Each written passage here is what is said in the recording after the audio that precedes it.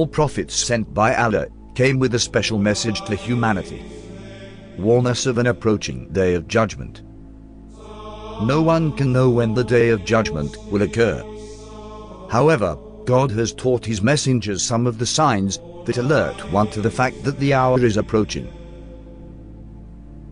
These signs play a very important role. They reinforce one's belief in the Prophet and are a reminder of the day of judgment. There's no doubt we are living in some strange times. These times were long foretold by our Prophet. Believe it or not, we are now right in the middle of the end times. Because our Prophet said that in the end times, the barefooted Arab Bedouins will be competing with each other in building tall structures. 20 years ago, Dubai was just a dry desert place in the Arab Peninsula. But it is now considered as one of the most advanced cities in the world. This was predicted by our Prophet 1400 years ago. The Burj Khalifa in Dubai is at the moment the tallest structure in the world. But it will soon have competition from neighboring Saudi Arabia. Saudi Arabia has signed a deal for 8.4 billion Saudi riyals for the building of the Jeddah Tower. The prophecy is being fulfilled right in front of our eyes. And they're both from Bedouins, and they were unclothed, and there were Bedouin Arabs, and now they're competing in tall buildings. Now this is very interesting, because if you were a rationalist at that time, you would think the one who's competing in tall buildings would be the superpowers of the time, which were the Romans and the Persians. The Arabs, in many cases, used to build buildings in the ground because it was so hot. Yeah. Some of the houses were in the ground and they just had tents.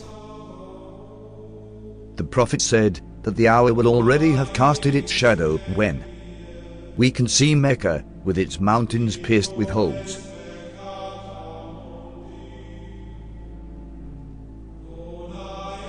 And its buildings reaching the mountain tops.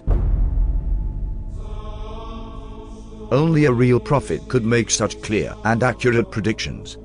The Prophet also said that in the end times, female singers and musical instruments will become popular.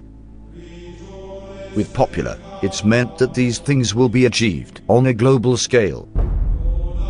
Today we can see numerous female artists who have attained worldwide fame. This has never happened before in the history of mankind. And again we can see the words of our Prophet being fulfilled right in front of our eyes.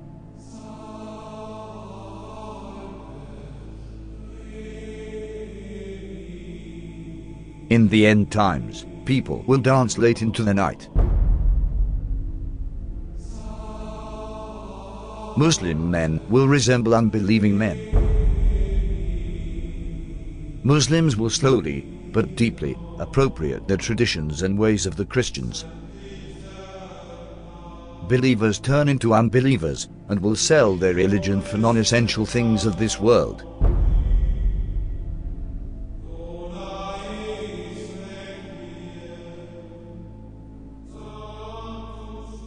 Women who will be dressed, yet will appear to be naked.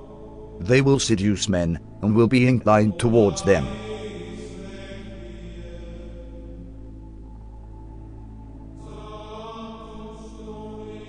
With something on their heads that looks like the humps of camels, leaning to one side.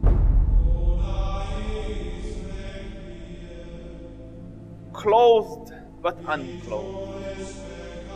You know, some of the swimwear, if you look at, or some of the gym wear, if you look at, they like who are you? It's not clothing. Kasiyatun ariyat, clothed but naked. Or if you look a more moderate tafsir, if you like, clothing will be very tight, or it will be see-through, or there will be cuts and slits around the sides and so on and so forth, so that although it pretends it doesn't show, it shows. And the Prophet said, alayhi afdalu salatu wa atammu taslim, that they will not smell the fragrance of Jannah. Although the smell of Jannah can come from so far, yet these people will be made forbidden for them is that smell, that fragrance of Jannah.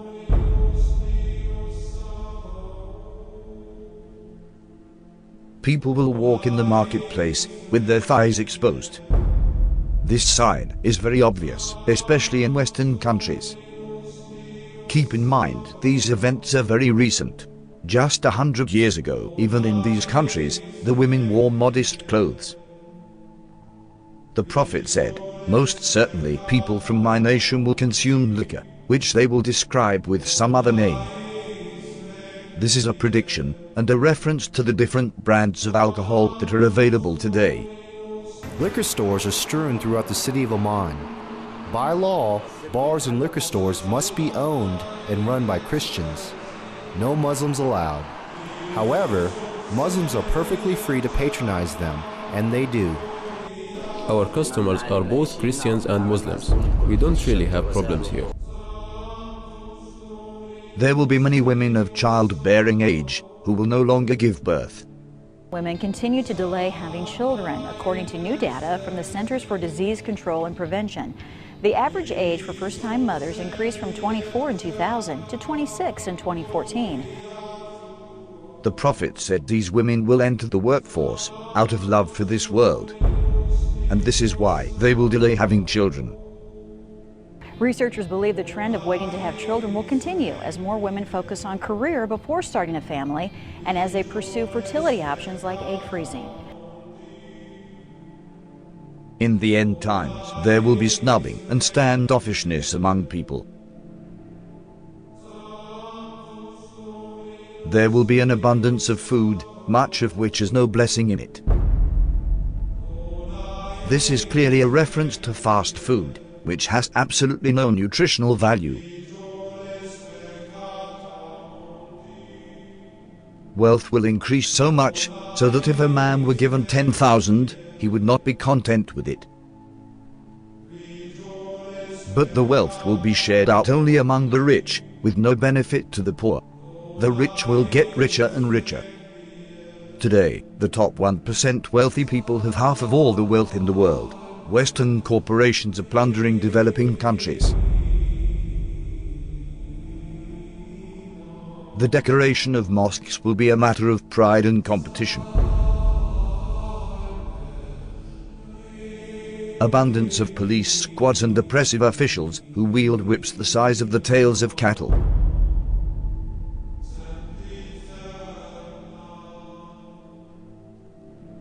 Men will begin to look like women. And women will begin to look like men. And there are many signs that should be troubling to people. The Prophet predicted same-sex marriage. I mean, that's a sound hadith. He said the end of time will not come until a man marries a man and a woman marries a woman. Sports today, Ireland became the first country in the world to pass a constitutional referendum allowing same-sex marriage. This is the moment same-sex supporters... And we have no evidence in human history that that was ever, we have no evidence that any culture has ever sanctioned same-sex marriage. But he said it will be one of the signs of the end of time. He said you will see nikah al-rajul al-rajul, wa nikah al-mar'ati al-mar'a. And nikah here means clearly marriage because homosexuality existed, so he wasn't talking about homosexuality or musahaqa. He was talking about marriage.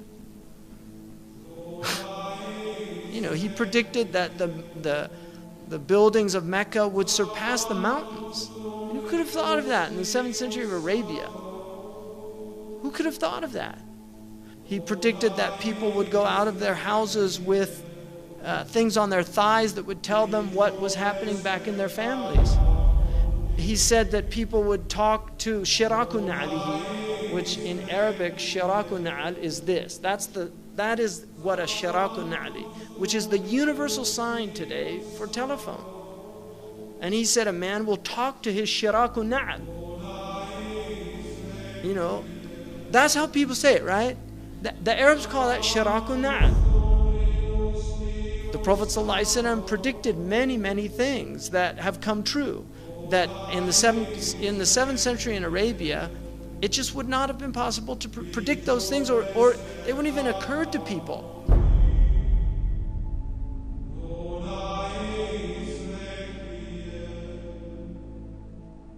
The Prophet said, children born outside of marriage will become commonplace. In Colombia, more than 8 out of every 10 children are born to unwed mothers. But the actual percent of U.S. births to unmarried women has gone up a lot. 2002, 34% of all births. 2013, 40.6% of all births in the U.S. In 1960, 5% of children entered the world without a mother and father married to each other. By 1980, it was 18%. By 2000, it had risen to 33%, and 15 years later, the number reached 41%. The prophet said, in the end times, obesity would become prevalent. Well, the explosion of overweight and obese people in the developing world is largely down to the emerging economies, those that have gone through a transition from being low-income economies to middle-income economies in the last generation. And that has produced a large middle class of people who have rising incomes and they can buy the foods they want, and they're undertaking more sedentary lifestyles. Smog will appear over cities because of the evil that they are doing. India's second largest city, New Delhi, remains shrouded in dangerously thick smog. Problem affecting a huge swathe of northern China at the moment, with a pollution cloud hanging over this country from the Russian border in the far northeast all the way down to the central cities. The prophet said, great distances will be traversed in short spans of time. And voices will be raised in mosques.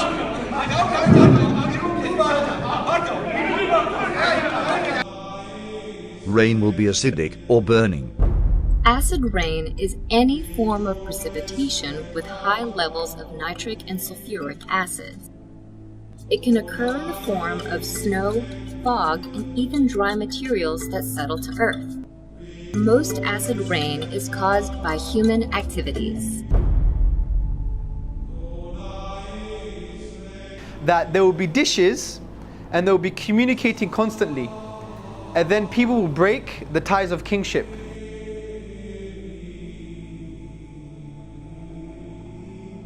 The word for dishes is literally a dish, and the word that's used now is the word for satellites, and they're dishes and they communicate.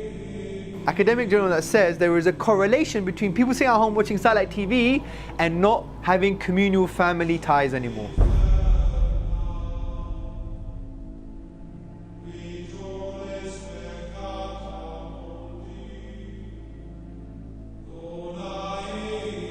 These signs leave absolutely no doubt about the prophethood of Muhammad. May the blessings of Allah be upon him.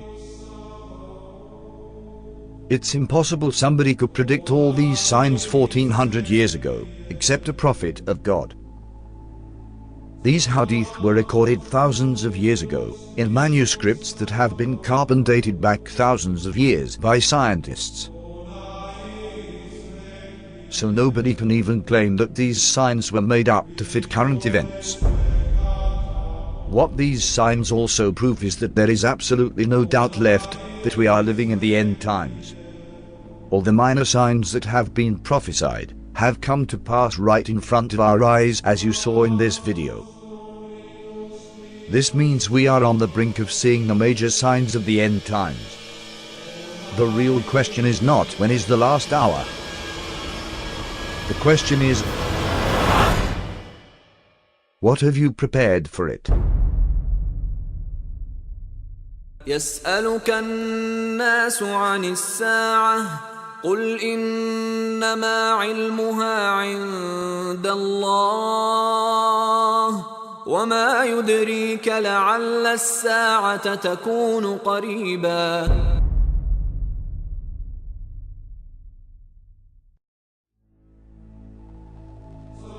One of the first major signs that will plunge our world into dark times is a war so great, which humanity has not witnessed before.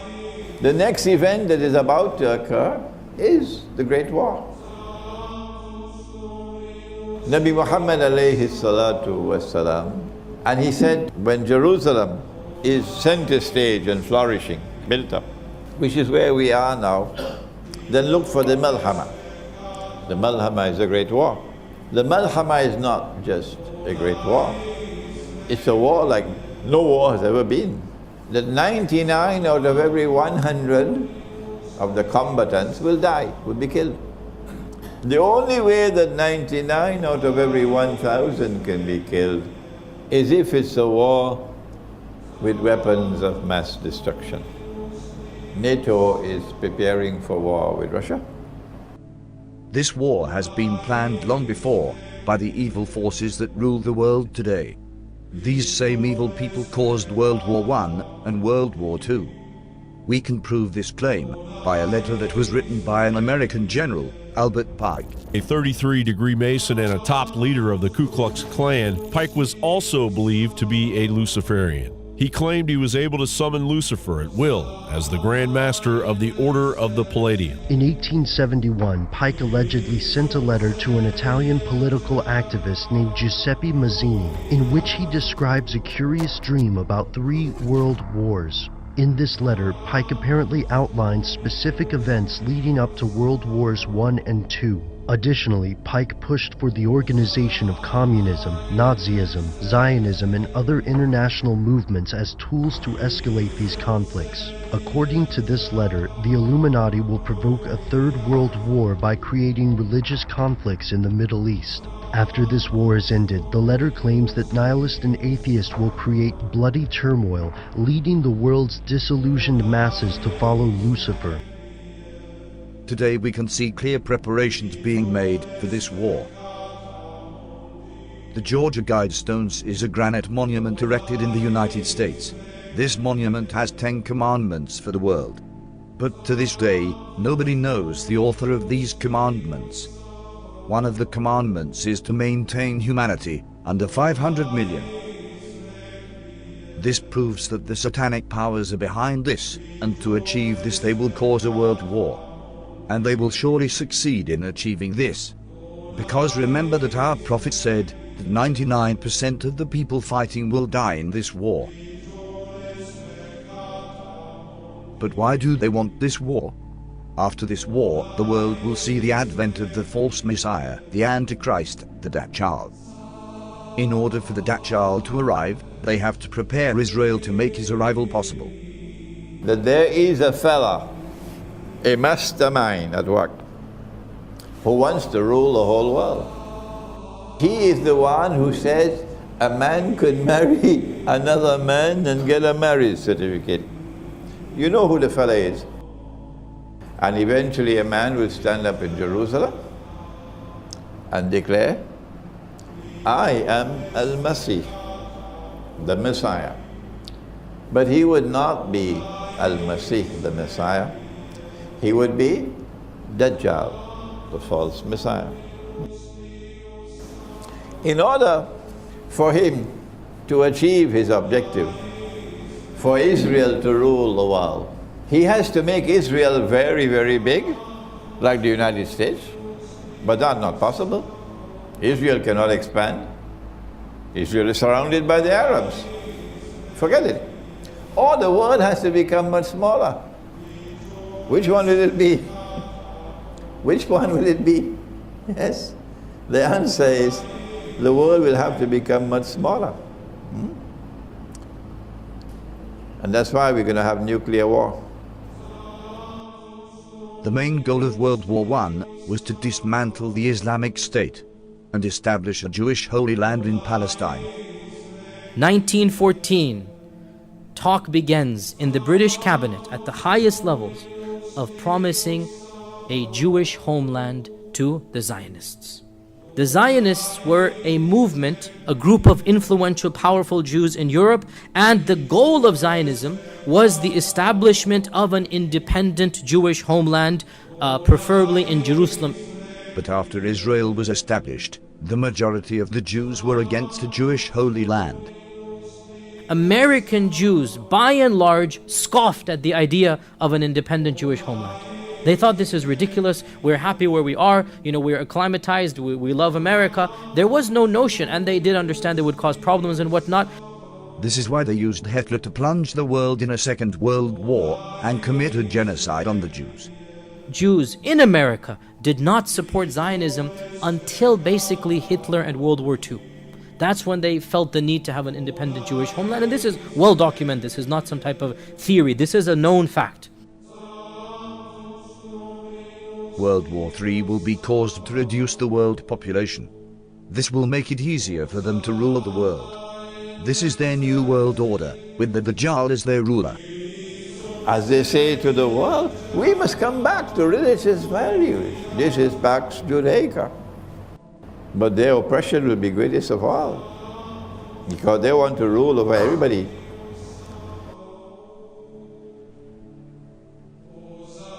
So you must be thinking, why do they need Israel to make the arrival of the Antichrist possible? The Satanists want to build their third temple in Jerusalem.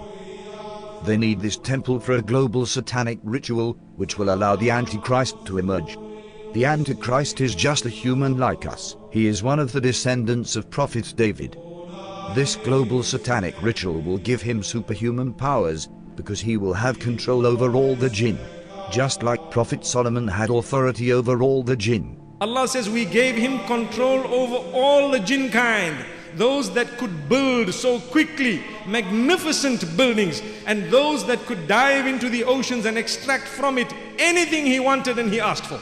Sulaiman alayhi salam. And he had also the authority to tie up these jinn in such a way that they would be slave for him, doing whatever he wants, all tied up in a line in a uniform fashion. So he had them in his army, and he had the wind in his army, and he was a king at the same time and a warrior. They came down with magic, two angels, Harut and Marut, where in a place called Babil or Babylon. And the reason they had to teach a few people what it was all about was so that they could distinguish between the miracle of a Nabi and the magic of magicians. When they were taught, they knew very well that this is magic, and what Sulaiman alayhi salam has come with is the miracle of a Nabi. They knew that what they are purchasing, the deal that they are making, will render them in such a condition in the Akhirah that they won't have any portion left for them in the Akhirah. If you take a look at Babylon, up to this day, it is the headquarters of magic. There are people, whether they belong to the Illuminati or whether they belong to the Freemasons, part of the same thing, who worship the devil completely, and the devil tells them, we will give you two things, power and kingdom together with everlasting life. The seat of magic is in one of two places. You find it in Egypt, where the pyramids are, because there was a lot of magic at the time of Pharaoh. The temple of Solomon is spoken about. May Allah's peace be upon Sulaiman. His intention was brilliant. He in fact abandoned everything, but he had all the books under his throne. They were there. Sulaiman alayhi salam built a temple. It is reported that that tabut, the Ark of the Covenant, was also kept there to this day. And they are saying we were looking for the Ark of the Covenant, and in the process they are destroying the masjid. May Allah subhanahu wa ta'ala protect the haram. They will place this Ark of Covenant in the third temple, which will give the Dajjal his powers. When Musa alayhi salam was passing away, he gave a certain little box known as a tabut. It was a box, the Ark of the Covenant. In it were some of the fragments of the tablets upon which the 10 commandments were written, and a few items inside there. We don't know exactly what, there is dispute as to what it was, but for sure it was a reassurance and a comfort to the people who had it. And when they opened it, they felt very secure, they felt very calm. And every time they fought, they took that ark with them. And when they fought, they won the battle.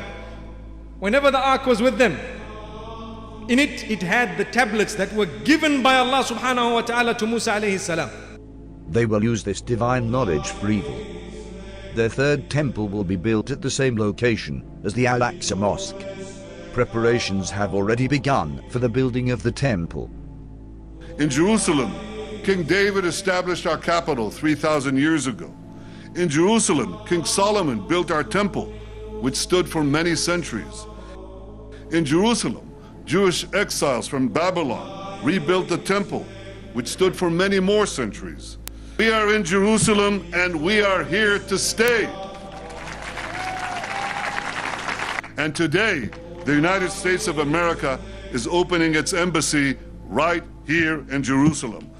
Thank you, President Trump, for having the courage to keep your promises. President Trump, and thank you all for making the alliance between America and Israel stronger than ever. يا أيها الذين آمنوا لا تتخذوا اليهود والنصارى أولياء بعضهم أولياء بعض ومن يتولهم منكم فإنه منهم إن الله لا يهدي القوم الظالمين. To advance the truth. The truth and peace are interconnected. A peace that is built on lies will crash on the rocks of Middle Eastern realities. You can only build peace on truth. وإذا قيل لهم لا تفسدوا في الأرض قالوا إنما نحن مصلحون ألا إنهم هم المفسدون ولكن لا يشعرون. Those of you who are watching Bible prophecy and the plans to rebuild the temple, I have now in my hand a piece of modern prophetic history, if you will. It is one of 1,000 silver-plated temple half-shekel coins minted in Israel in recognition of Donald Trump's declaration of Jerusalem as Israel's capital. They are to be used in the third temple. On the front is Donald Trump with King Cyrus the Great, who 2,500 years ago saw to it that the Jews would rebuild their ancient temple. Friends, this is prophecy coming true in my hands.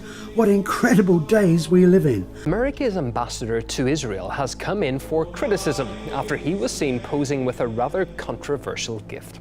David Friedman was presented with a photograph of one of the most sacred places in Jerusalem, but the image had been altered to show the Jewish third temple on the site where the Islamic Al-Aqsa Mosque and the Dome of the Rock are currently situated. The third temple is a biblical reference to a new place of worship, to replace an ancient one which was destroyed. It is the holiest place that we have right now. The third temple is going to come right here. Okay? So without a doubt, you believe there's no doubt. There's no doubt. Oh, it's going to be very, very, very interesting, tomorrow. يا أيها الناس اتقوا ربكم إن زلزلة الساعة شيء عظيم يوم ترونها تذهل كل مرضعة عما أرضعت وتضع كل ذات حمل حملها وترى الناس سكارى وما هم بسكارى ولكن عذاب الله شديد